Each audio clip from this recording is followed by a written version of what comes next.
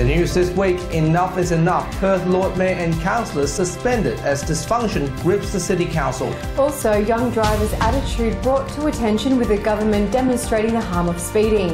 A renewed push to reduce health risks by implementing minimum alcohol prices. And making waves, sculptured by the sea, stuns beachgoers at Cottesloe. This is the Evening News with Ivan Leung and Danielle Staniskov. Good evening. The long-running dysfunction in the Perth City Council has finally ended this week after local government minister David Templeman suspended the Lord Mayor and the councillors. Reporter Taylor Hanna has more on this. Taylor, it took a while for the decision to come about. Yes, Ivan. Months of allegations and days of meetings led to the eventual suspension of the City of Perth Council and Lord Mayor, as announced by Minister David Templeman. The councillors and the Lord Mayor of the City of Perth are now suspended immediately. The operations and decision-making of that council will now be made by 3 commissioners. A panel inquiry will be established to investigate all the issues regarding the operation of the City of Perth Council. During this lengthy period, it is yet to be determined whether the councillors are suspended with or without pay. We've seen on previous occasions this process has taken many months, and we wouldn't want the councillors to be drawing a salary while this saga continues to drag on. The opposition said it's unfortunate that the councillors were unable to do their jobs as required, causing the City of Perth's reputation to suffer nationally and internationally. I think all of the councillors should resign. I think the Lord Mayor should resign as well. And I would echo the Minister's call that they shouldn't be taking any pay during this period. A statement by the Perth Council promises compliance with the Commissioners and the hope of restoring confidence in their ability to provide good governance. Back to you, Danielle. Taylor, thank you. Driving attitudes among youths remains a major concern, with some driving instructors linking reckless behaviour with poor training. It coincides with the government's new slow down, move over laws, requiring drivers to reduce their speed when approaching and passing an incident response vehicle. Nelson Liu reports. Driving instructor Dave has passed many young drivers, but he's concerned driving attitudes they've learned are endangering their safety. It's a major factor in road accidents. While many are good drivers, he's worried poor training has led them to being reckless, resulting in young drivers speeding. My beliefs are it's poor education. He says people around them are responsible to teach them about their own road safety. It's down to us as driver trainers and parents to create positive habits for kids.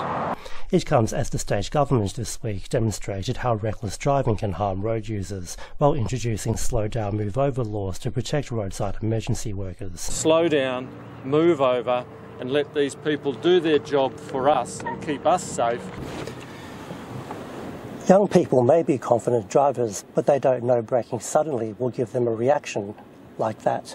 The state government is concerned young people aren't prepared for what they can encounter on the roads. There's a whole range of things that can happen, distractions that can happen. And with double demerits in force until Monday this Labor Day long weekend, we're being urged to slow down and drive safely. Nelson Liu, WAMN News. The Hagins Square linking North Bridge in Perth CBD was officially opened by Premier Mark McGowan and Planning Minister Rita Saffioti.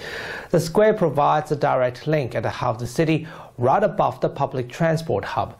The construction of the $73.5 million new precinct began under the previous Barnett government, with the plaza incorporating Noongar culture within its designs. Noongar people would trek here across what is now known as Perth to meet and engage and share food and dance and engage in cultural activities in this very area that we're standing in today. So it's more than fitting that it not only be named after a famous Aboriginal warrior, but it also have that Aboriginal theme. Perth has experienced one of the most unusual summers recorded, with no days over 40 degrees. Senior climatologist Glenn Cook explained that the maximum temperature reached was only 38 degrees. Perth summer has been pretty mild. We haven't seen any days over 40 degrees, and in fact we normally see about 20 days over 35. But we've only seen 10 in the most recent summer. December and January recorded high amounts of rainfall, with a staggering 96 millimetres in the gorge mid-January. Mr Cook said we can still expect some warmer days well into the start of autumn. 2/3 of all adults in WA are either overweight or obese, with alcohol being a contributing factor to the rising rate. The Northern Territory implemented a $1.30 minimum floor price this week, and the Health Minister was urged to do the same in WA. We don't want to impose a heavy-handed policy on the people of Western Australia. We want to have a conversation about how we can reduce the amount of alcohol abuse in our community. A minimum price of alcohol will dramatically reduce the amount of alcohol-related violence, injuries and illnesses. US President Donald Trump has made further comments regarding America's plan to impose tariffs on steel and aluminium imports. His comment went against international criticism, with China calling for restraint, European Union seeking countermeasures and Canada threatening to revoke. Under the proposal, a 25% tariff will be imposed on steel and 10% on aluminium as a measure to boost local jobs and production in the USA. Russian President Vladimir Putin says Russia has created a range of new missiles with the ability to travel at a whopping 20 times the speed of sound. Speaking at the annual national policy speech at the Kremlin, Mr. Putin claimed the new missiles are superior than any air defense system. He also revealed the new unmanned underwater equipments have the ability to carry nuclear warheads and move faster than a submarine. And finally this week, it's that time of the year again. The annual Sculpture by the Sea exhibition is underway at Cottesloe Beach, with plenty of artistic displays to inspire the public's imagination. Overall, there are 73 sculptures in the exhibition, created by 77 artists from 18 countries. We get to meet some of the artists who've been generous with their time and explain what their art is about. It's called Stories We Live By, and it's about personal stories, people writing their personal stories from places that are uncertain, that are not necessarily safe, but stories that link us all together. Wings are very symbolic. People can take different meanings from wings. So for me, it's about soaring. It could be about travel. It could be about flight. It could be something a bit angelic. So yes, it's up to the viewer to take whatever they want from the wings.